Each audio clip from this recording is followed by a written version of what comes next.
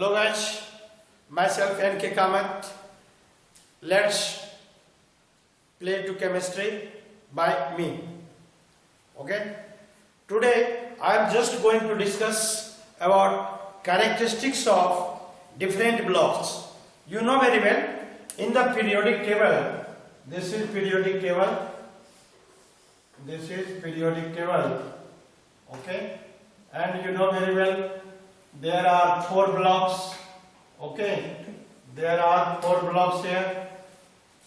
This is like this. This is S block. This is S block. This is P block. Okay. This is D block. And this is F block. F block. Okay. ये आप जानते हैं ये सारे blocks हैं periodic table के. इसमें 2 group होते हैं 1 और 2. Group 1 this is called alkali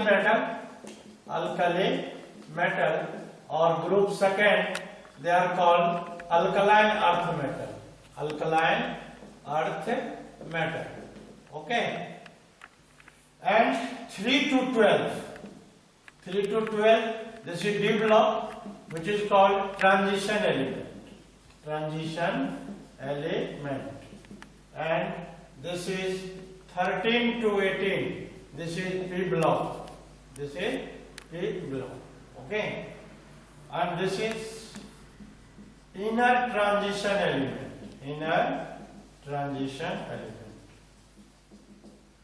चलिए बच्चों, जैसा कि हम पहले भी चर्चा कर चुके हैं एस पी डी एफ. आज हम कैरेक्टरिस्टिक्स पढ़ेंगे. Okay. Characteristics of S block elements. Students, as you know very well, जैसा कि आप जानते हैं हमने पिछले लेक्चर में आपको बताया था जो पीरियोडिक टेबल की क्या ट्रेंड होती है. मींस पीरियोडिक टेबल में जो एंट्री होती है उसके 2 रास्ते होते हैं. या तो हम लेफ्ट टू राइट जाते हैं जिसको हम पीरियड बोलते हैं, या टॉप टू बॉटम आते हैं जिनको हम ग्रुप बोलते हैं. उनके ट्रेंड अलग होते हैं. एक बात ध्यान रखिए, यहां पर इसको याद रखने का बहुत ही बेहतरीन तरीका, बहुत ही अच्छा तरीका है, ट्रिकी है. आप थोड़ा सा ध्यान देंगे तो आपको समझ में आएगा. जैसे मान लीजिए आयनाइजेशन एनर्जी, ये हम ऐसे बता चुके हैं, फिर से एक बार आपको रिमाइंड कर देता हूं. आयनाइजेशन एनर्जी जब हम लेफ्ट टू राइट जाएंगे पीरियड में तो आयनाइजेशन एनर्जी क्या होगा? इंक्रीज होगा. क्यों इंक्रीज होगा?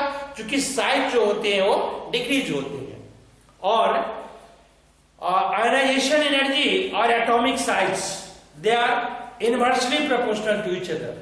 Okay. As smaller is the atomic size, as stronger is the bond.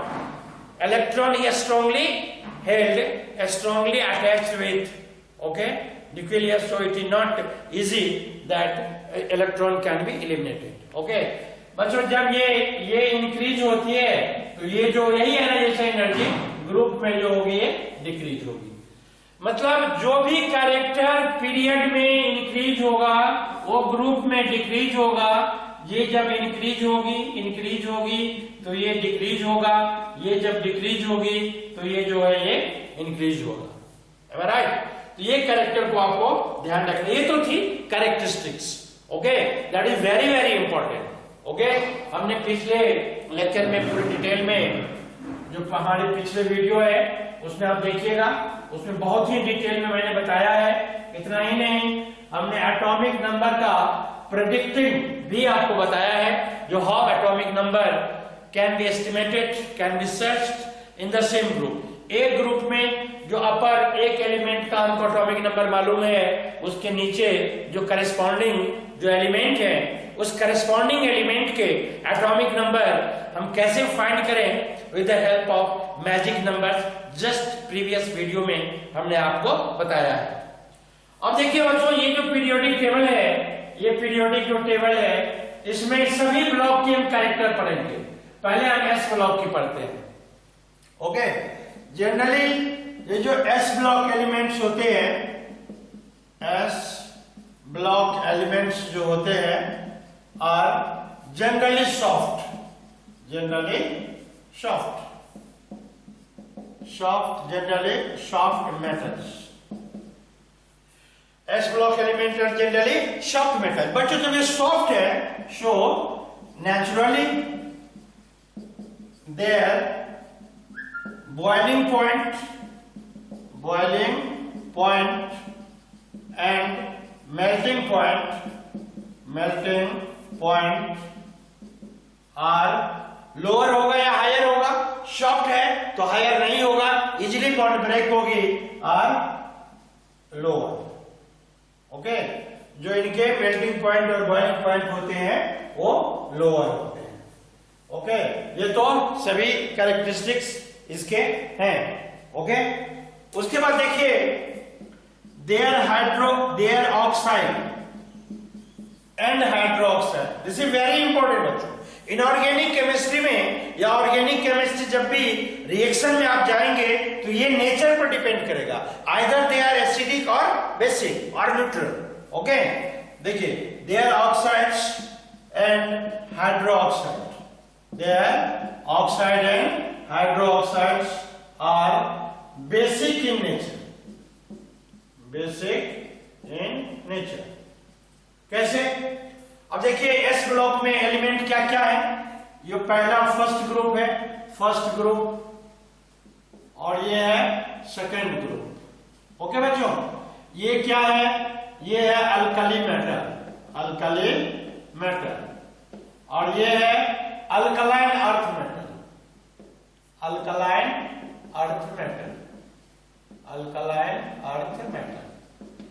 Okay, इसमें lithium, sodium, potassium, rubidium, caesium, francium, beryllium, magnesium, calcium, strontium, barium, radium, ये एलिमेंट है। तो यहां पर क्या है? Their oxide either group first और group second. Okay, तो देखते हैं, पहले ऑक्साइड्स देखते हैं। ऑक्साइड्स पहला ग्रुप में जैसे लिथियम का ऑक्साइड है, लिथियम का, तो लिथियम का ऑक्साइड होगा Li2O, लिथियम ऑक्साइड। सोडियम के ऑक्साइड है Na2O, पोटेशियम के ऑक्साइड है K2O। यही बात हाइड्रोक्साइड की, हाइड्रोक्साइड तो लिथियम का LiOH, सोडियम हाइड्रोक्साइड NaOH, और ये KOH। बच्चों ये ऑक्साइड्स और ये हाइड्रोक्साइड्स, ये दोनों की जो नेचर है वो बेसिक है। ओके, क्या है ये? Basic. Both oxides and hydroxides are basic in nature. This is one of the most important characteristics, ये बहुत ही इंपॉर्टेंट कैरेक्टरिस्टिक्स है। उसके बाद एक बहुत ही इंपॉर्टेंट कैरेक्टर जो अभी आपको मैं बताने जा रहा हूं, ये आप देखिए,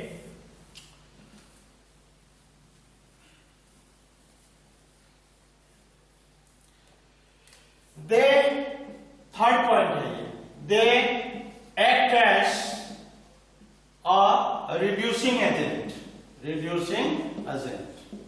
अब देखिए रिड्यूसिंग एजेंट कौन होगा? दो एजेंट होते हैं, ऑक्सीडाइजिंग एजेंट और रिड्यूसिंग एजेंट। बच्चों the substance,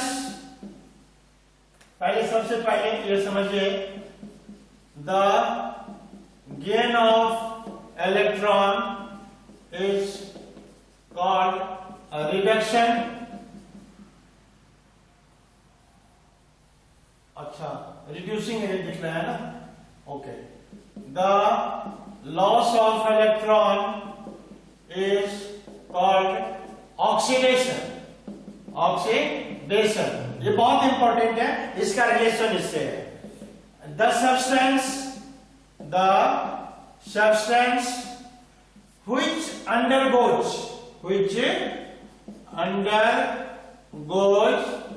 for oxidation called reducing agent।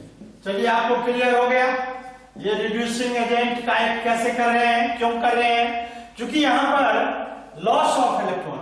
अब बच्चों देखिए, ग्रुप फर्स्ट ग्रुप और सेकेंड ग्रुप, सोडियम 11 281, यहाँ पर लिथियम 3 2 1, पोटेशियम 19 2 8 8 1। यहाँ पर लेते हैं हम बेरिलियम 2 और 4 होता है, 2 और 2, मैग्नीशियम 12 2 8 2, कैल्शियम 20 2 8 8 2। देखिए ये क्या करेगा, स्टेबल होने के लिए अपने आउटर मोस्ट इलेक्ट्रॉन को क्या करेगा, लूज करेगा। लूज करने के बाद आप देख रहे हैं लिथियम का डुप्लेट रूल में होता है, इनको छोड़कर बाकी देखिए ये जब लूज होगा तो आउटर मोस्ट में होगा 8 इलेक्ट्रॉन, ये जब एक लूज करेगा तो 8 इलेक्ट्रॉन, ये भी डुप्लेट में है, ओके, ये दोनों डुप्लेट में है, आउटर मोस्ट में 2 है तो ये भी क्या है, स्टेबल है। बाकी ये देखिए मैग्नीशियम 2 लूज करेगा तो 1, ये 2 लूज कर, मतलब आउटर मोस्ट इलेक्ट्रॉन को लूज करने के बाद ही जो s ब्लॉक एलिमेंट है वो क्या होते हैं, स्टेबल होते हैं, ओके। तो कौन सा कैरेक्टर है, लूजिंग ऑफ इलेक्ट्रॉन। तो प्रोसेस क्या हुआ, ऑक्सीडेशन।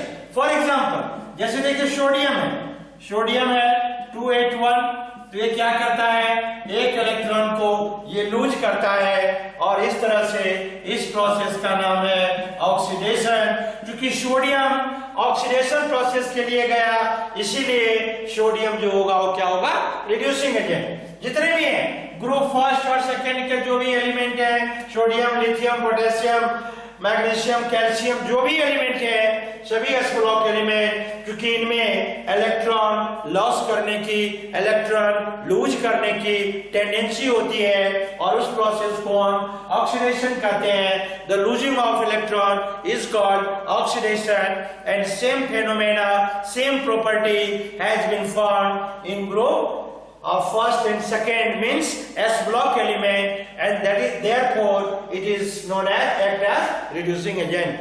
ग्रुप s ब्लॉक के जो एलिमेंट होते हैं वो इलेक्ट्रॉन की लॉस करने की टेंडेंसी होती है, because they are metals electron rich होते हैं और जो इलेक्ट्रॉन रिच होते हैं उनमें टेंडेंसी होती है इलेक्ट्रॉन को लॉस करने की, इसलिए s block element reducing agent का रोल प्ले करते हैं, ओके। चलिए आगे कैरेक्टर देखते हैं। इसका हम देखते हैं जो s ब्लॉक एलिमेंट है इनका आयनाइजेशन एनर्जी क्या होगी। They have very low ionization energy, very low ionization energy. अब देखिए यहां पर 2 बातें हैं।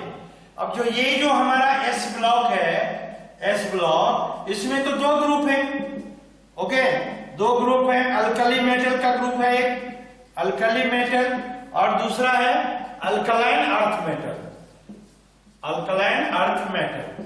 तो ये तो हम कॉमन बातें कर रहे हैं, they have low ionization energy, उसको, लेकिन इन दोनों में आयनाइजेशन एनर्जी किसकी कम होगी, ये ध्यान रखिए। अल्कली मेटल की आयनाइजेशन एनर्जी जो होती है वो कम होती है, वैसे दोनों की कम होती है, लेकिन इनकी आयनाइजेशन एनर्जी और भी कम होगी as compare to alkaline earth metal. क्यों, इसके आउटर मोस्ट में एक इलेक्ट्रॉन है, थोड़ा सा एनर्जी लगेगा, okay, a small amount of energy is required, but at comparison to alkali metal, alkaline earth metal के लिए जो इलेक्ट्रॉन को रिमूवल के लिए आयनाइजेशन एनर्जी किसको कहते हैं, the amount of energy required to remove the outermost shell, that is called ionization energy, okay.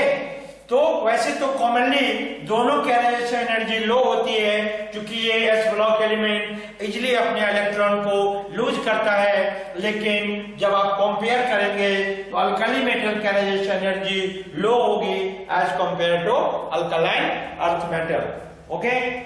उसके बाद देखते हैं ये जो होते हैं बच्चों, एक बात आओ, they are highly electropositive, highly electropositive.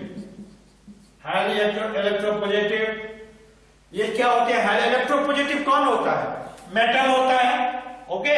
जितने भी मेटल होते हैं they all are electropositive in nature, वो सभी क्या होते हैं, इलेक्ट्रोपॉजिटिव होते हैं। लेकिन ये हाईली इलेक्ट्रोपॉजिटिव क्यों, इसलिए क्योंकि आउटरमोस्ट शेल में 1 और 2 इलेक्ट्रॉन होते हैं अल्कली और अल्कलाइन अर्थ मेटल में, इसीलिए वह इजिली इलेक्ट्रॉन को क्या करते हैं, लूज करते हैं।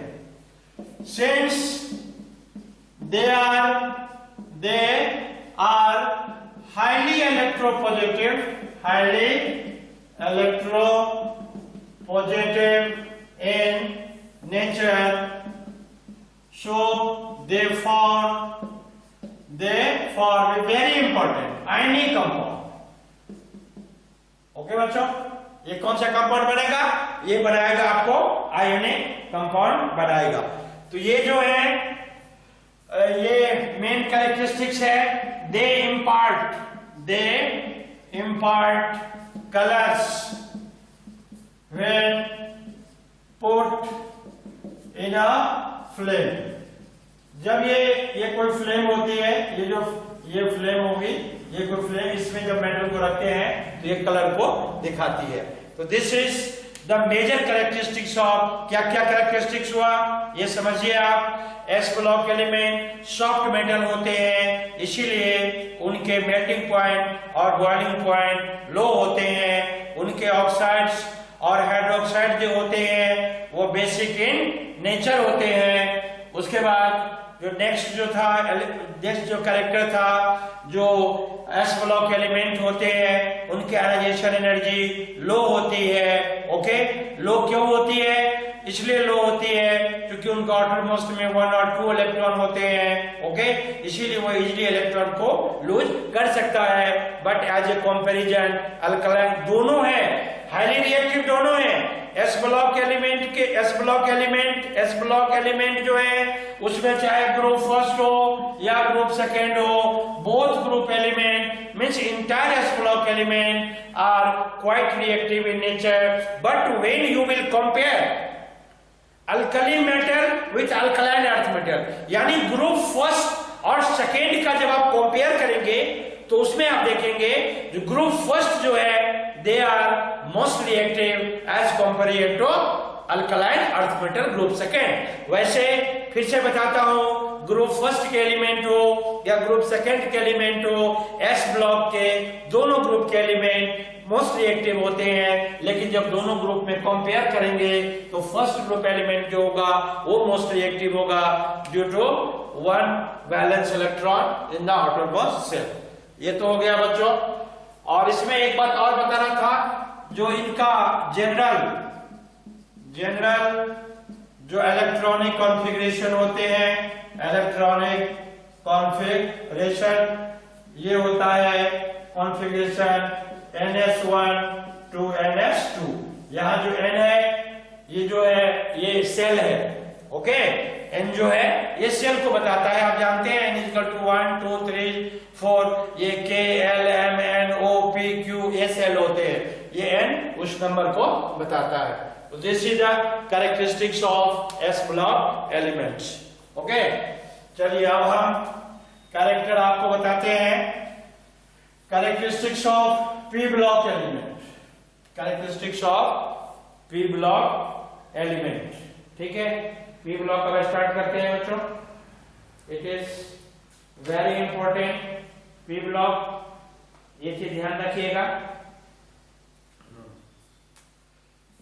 पी ब्लॉक कैरेक्टरिस्टिक्स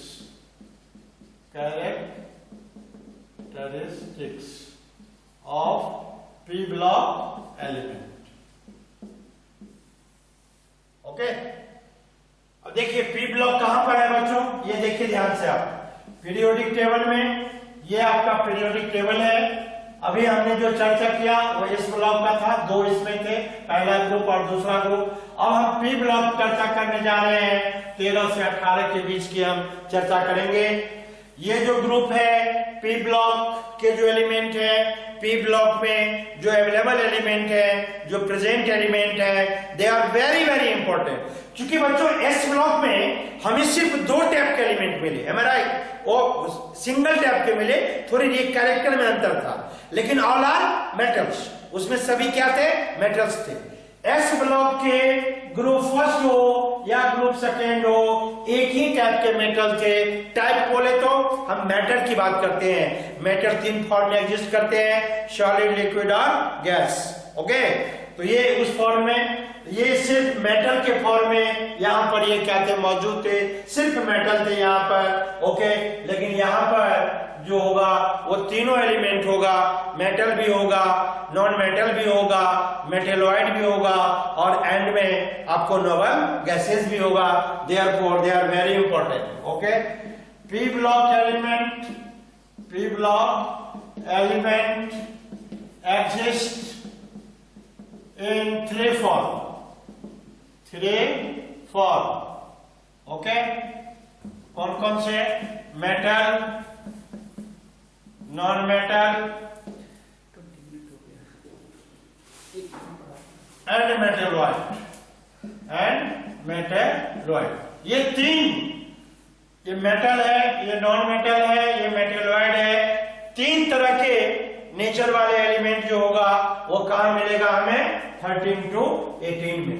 ओके, इसकी जो जनरल इलेक्ट्रॉनिक कॉन्फ़िगरेशन है वो है NS2 से NP1 to 6। ओके, N आपको हम बता चुके हैं। N जो है ये प्रिंसिपल शेल है बोले तो जैसे भी आप N की वैल्यू डालेंगे तो वहां से पहला, दूसरा, तीसरा, चौथा सेल आपको वहां से मिलेगा। Am I right? Okay, these are p block elements. इसमें 3 तरह के एलिमेंट है, मेटल भी है, नॉन मेटल भी है और मेटेलॉइड्स भी है। अब देखिए इनके जो ऑक्साइड्स होंगे, oxides of metal, oxides of metal तो बता चुके हैं, उसमें non metals, oxides of non metal are acidic in nature. Okay, जो नॉन मेटल होंगे उनके जो ऑक्साइड्स होंगे वो क्या होंगे? जैसे देखिए, जैसे कार्बन के ऑक्साइड, कार्बन डाइऑक्साइड, ये क्या होते हैं? They are acidic in nature. Sulphur के oxide, sulphur dioxide, acidic in nature. Nitrogen के oxide NO2, they are acidic in nature. Okay, चलिए उसके बाद इसके और भी कैरेक्टर देखते हैं। इसमें बच्चों ये क्या होगा? ये क्या दिखाएंगे? ऑक्सीडाइजिंग कैरेक्टर या reducing character. They shows oxidizing character. क्यों भाई? क्योंकि आपको हम बताते हैं सबसे पहले रिडक्शन किसे कहते हैं? Reduction, gain of electron is called reduction. Gain of electron is called reduction, and the substance which undergoes for reduction called oxidizing agent। oxidizing agent बच्चों याद है आपको? अभी अभी हमने बताया था एस ब्लॉक एलिमेंट की कैरेक्टर क्या थी? उसकी कैरेक्टर थी किसका? रिड्यूसिंग एजेंट का। चूंकि वो ऑक्सीडेशन के लिए जा रहे थे, ये रिडक्शन के लिए जाते हैं, इसीलिए ये ऑक्सीडाइजिंग एजेंट है। तो ये जो है इनके मेन कैरेक्टर है और जनरली ये जो बनाते हैं they form covalent compounds. S block में क्या बन रहा था? आयनिक बन रहा था। इसमें क्या बन रहा है? कोवैलेंट बन रहा है। ओके, तो these are the major characteristics of S block and P blocks. P blocks में अभी कुछ और भी डिस्कस में करने बाकी है, अगले वीडियो में आपको हम बताएंगे। जो पी ब्लॉक, क्योंकि पी ब्लॉक का इंपॉर्टेंस बहुत अधिक है। क्यों? यहां सिर्फ मेटल है, कॉमन कैरेक्टर से हम काम निकाल सकते हैं। यहां पर ऐसी बात नहीं है, यहां मेटल भी है, नॉन मेटल भी है, मेटेलॉइड भी है, एंड में आपको नोबल गैसेज भी है। इसीलिए ये जो पी ब्लॉक है ये बहुत बड़ा इंपॉर्टेंट रोल प्ले करेगा। ओके, तो आप वेट कीजिए और अगले वीडियो को आप जरूर बात कीजिएगा। अगले वीडियो में हम पी ब्लॉक का डिटेल्स, फिर से revision and D and F block के बारे में आपसे चर्चा करेंगे। Okay, take care.